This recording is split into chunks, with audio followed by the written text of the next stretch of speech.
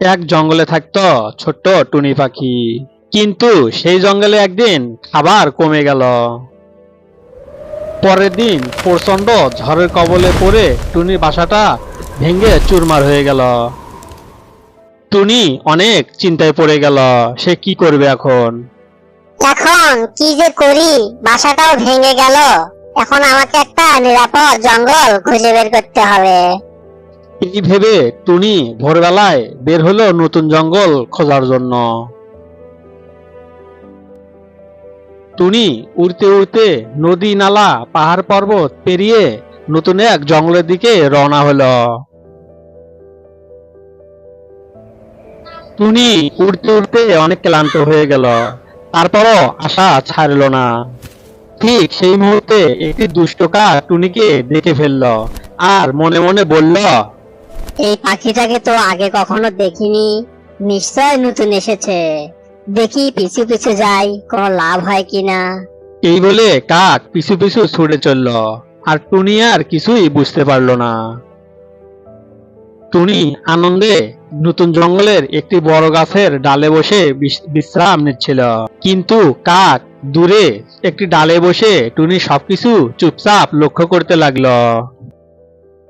নতুন জঙ্গলের পাখিরা টুনিকে স্বাগত জানালো, বাসা বানানোর জন্য একটি ভালো জায়গা দেখিয়ে দিল। নতুন জায়গা পেয়ে টুনি অনেক খুশি হলো, কিন্তু কাকের মনে ছিল অন্য পরিকল্পনা। ঠিক আছে, সময় মতো এই পাখিটির বাসার খবর জেনে নেব। চালাক টুনি বুঝতে পারলো শুধু বাসা বানালেই হবে না, আর অন্ধভাবে কাউকে বিশ্বাসও করা যাবে না। পরের দিন টুনি একটি গাছ পছন্দ করলো এবং বিভিন্ন জায়গা থেকে খড়কুটো নিয়ে এসে সেখানে একটি বাসা বানালো। বাসা বানানোর কাজ তো শেষ হয়ে গেল। অনেক ক্লান্ত হয়ে গেছি, খুব ক্ষুধা লেগেছে। যাই কিছু একটা খেয়ে আসি। এই বলে টুনি খাবারের খোঁজে বেরিয়ে পড়ল। টুনি বেরিয়ে যাওয়ার পর দুষ্ট কাকটি সেখানে আসলো আর টুনির বাসাটা দেখে মনে মনে হাসলো। এখন এই টুনির বাসার খবরটি এই জঙ্গলে দুষ্ট শিয়ালকে দেব। দিলেই যদি কোনো পুরস্কার পাই, হা হা হা হা হা। দুষ্ট কাকটি তাড়াতাড়ি উড়ে গেল শিয়ালকে খবরটা দেওয়ার জন্য।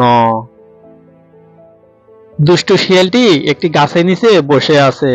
কাক সেখানে উড়ে এসে শিয়ালকে বলল, বন্ধু শিয়াল, একটা খুশির খবর।